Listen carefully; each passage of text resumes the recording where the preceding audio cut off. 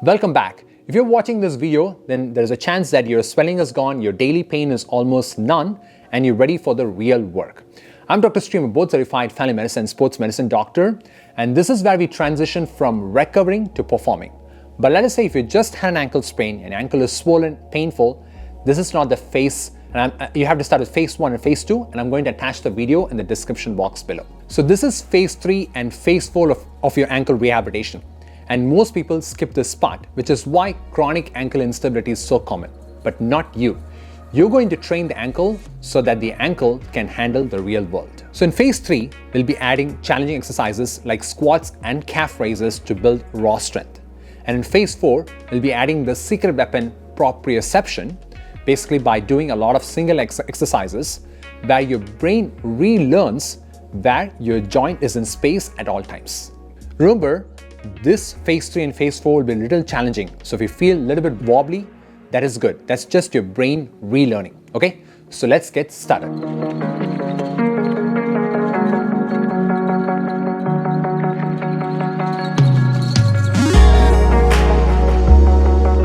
In phase 3, we'll be doing 4 exercises. The first exercise is called as the slow tempo bodyweight squat. For this exercise, I'm going to stand on a shoulder width apart, and the slow tempo basically means that we're going to do the squat slower.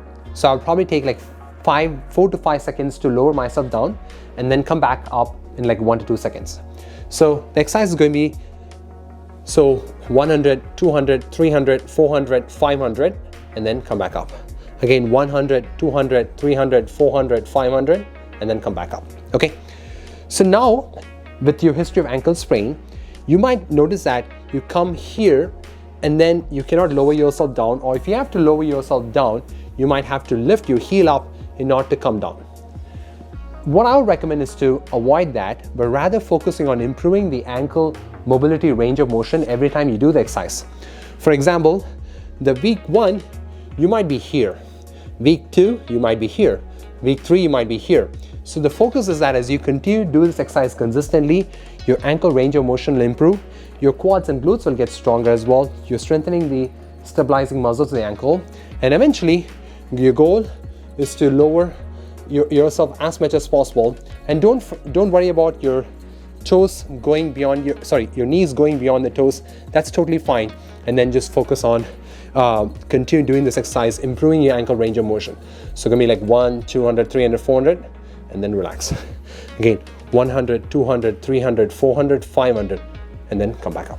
Okay, and I will do this exercise for a total of 1 minute straight. So next exercise is called as the monster walk. For this one, you're going to find a resistance band that is going to be adequately challenging, and I'm going to loop the resistance band around my thighs. So once I've looped my resistance band around my thighs, I'm going to stand on a shoulder width apart, creating the tension in the band. So I'm going to create a small mild hip flexion here. So instead of standing like that, I'm just going to stand with a slight hip flexion, slight knee flexion, so basically a slight knee bend here. And then I'm going to go this way 5 times, and again this way 5 times, and then forward 5 times, and then going to backward 5 times. So it's going to be like this. So 1, 2, 3, 4, and then 5. Again, 1, 2, 3, 4, 5. Okay. Now I'm going to walk straight. So I'm going to walk in a zigzag manner. 1, 2, 3, 4, 5. And then I'm going to walk backwards. 1, 2, 3, 4, 5. And then again walk sideways. So I would do this whole 5, 5, 5, 5 for a total of 2 minutes straight. So next exercise is the double leg calf raise. So you don't need a stepper, but in order to increase the challenge, I would recommend getting a stepper, or you can find a stair that can help you to increase the challenge as well. For now, I'm going to start on the floor. I'm going to rise all the way up, lift my ball of the feet, squeeze my calf, and then I'm going to come back down. Again, lift all the way up, squeeze the calf, and then come back down. You can use the wall for balance if needed. But again, once you find that this gets easier, then you can find a stepper to increase the challenge. So I'm going to go up all the way up, squeeze my calf, but now this time instead of the floor, I'm going to get a good calf stretch all the way down. Again, all the way up, squeeze, and then come back down slowly. Again, up, and then come back down slowly. So you can see as I put the stepper, I'm able to enhance the stretch of the calf as I do this exercise. So I recommend doing this exercise for a total of 1 minute straight. So the next exercise is called as the single leg balance. For this exercise, it's a pretty basic exercise. You're going to lift one leg up and you're going to balance on one leg for a total of 30 seconds. And I'll repeat this for the other side as well. But let's say if this one becomes easier, then you can close your eyes to increase the challenge of this exercise. I've had multiple ankle sprains in the past and therefore this closing my eyes actually gets pretty challenging for me. But let's say if you feel like this one is becoming easier as well, you can start to create some unstable platform and thereby again increasing the challenge. So one example would be to find a wobble board just like this, where I'm going to stand, balance my leg on a wobble board like an unstable platform, and I would try to hold this balance for 30 seconds straight. But let's say if you don't have a wobble board, you don't have to invest in a wobble board just like this. You can just find a towel and you just roll up the towel, and then you can stand on the towel similarly like this, and that also will create an unstable platform, thereby challenging your balance. As I said, I would do this, I would hold this balance for 30 seconds on one leg and 30 seconds on the other leg. So in order to complete this whole circuit, it may take anywhere between 6 to 7 minutes, and I recommend repeating this circuit 2 to 3 times to get an effective workout. And I recommend doing this workout 3 to 4 times a week. Once you feel like these exercises are getting easier and you're getting stronger, then you're ready to move on to phase 4.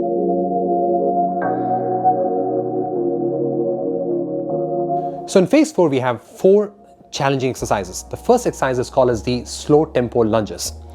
So this is going to be an advancement from our bodyweight squat, again focusing on our ankle mobility, focusing on creating a little bit more challenging balance as well.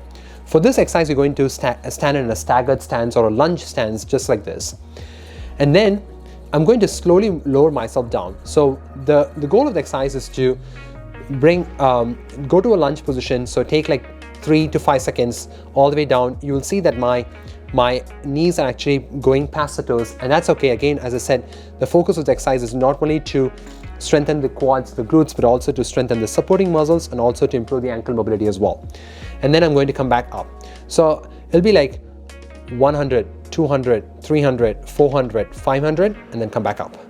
100, 200, 300, 400, 500, and then come back up. So when you've done the bodyweight squat, your ankle mobility would have improved, but again, this is another challenging version of an exercise to improve your ankle mobility as well. And I would do this exercise for a total of 1 minute straight, where the tempo is going to be, you're going to lower yourself for like 3 to 5 seconds. So it's going to be like 100, 200, 300, 400, 500, and then come back up. So I would do this exercise for 1 minute straight on one leg and repeat that on the other leg as well. So next exercise is called as the monster walk, except that this is going to be an advanced version where instead of looping the band on the thighs, I'm going to loop the band around my ankles. And then I'm going to stand on a shoulder width apart, where I'm creating a resistance on the band as well. And again, similar position where I'm creating a little bit of a trunk flexion, hip flexion, a little bit of knee bend as well. And then I'm going to go this way 5 times. So 2, 3, 4, 5. And then again 1, 2, 3, 4, 5. And I'm going to walk forward in a zigzag manner. So 2, 3, 4, 5, and walk backwards 1, 2, 3, 4, 5. And I would do that again, the whole thing, for a total of 2 minutes straight. So the next exercise is called as the single leg calf raise. In phase 3, we did double leg calf raise. Now we're going to increase the balance and also increase the load as well. So I'm going to lift one leg up, and then this is going to be the working leg, and I would use a wall for balance if needed. Again, it's important to make sure that you don't put a lot of balance here. I'll probably put like 1 finger or so just to have some balance there. And I'm going to rise up, lift the balls of my feet, squeeze the calf, and then come back down. So lift up in like 1 to 2 seconds and then slowly come back down. 100, 200, 300. Again, lift up, again 100, 200, 300. And once you feel like this one is becoming easier, then you can use a stepper to increase the challenge as well. Same way, except that same way, we will be focusing on improving our the full gastroc stretch, basically the calf stretch, as we lower ourselves down. So again, lift one leg up, and I'm going to enhance the stretch all the way down, and then lift up all the way up, and then come back down slowly. 100, 200, 300. Again up, again 100, 200, 300. Again up, 100, 200, 300. Again up, 100, 200, 300. Okay, so I would do this exercise 1 minute on each leg. So next exercise is called as the star reach balance. So let's imagine the clock. So let's say this is 12 o'clock, 3 o'clock, 6 o'clock, 9 o'clock. I'm going to balance on one leg, and I'm going to reach with my other leg to 12, 3, 6, and 9. And I'll do this whole cycle for a total of 90 seconds, and then I'll repeat this for the other leg. So the exercise is going to go like this. So 12 o'clock, and then 3 o'clock, and then 6 o'clock, and then 9 o'clock. Again, 12 o'clock, and then 3 o'clock, and then 6 o'clock, and then 9 o'clock. Okay, so once you're done with this leg, repeat on the other leg as well. And again, this would take a total duration of 3 minutes to complete, 90 seconds on one and 90 seconds on the other. So this whole circuit may take anywhere between 9 to 10 minutes to complete, and I recommend repeating the circuit at least 2 times to get a good effective workout. And I recommend repeating this workout at least 3 to 4 times a week.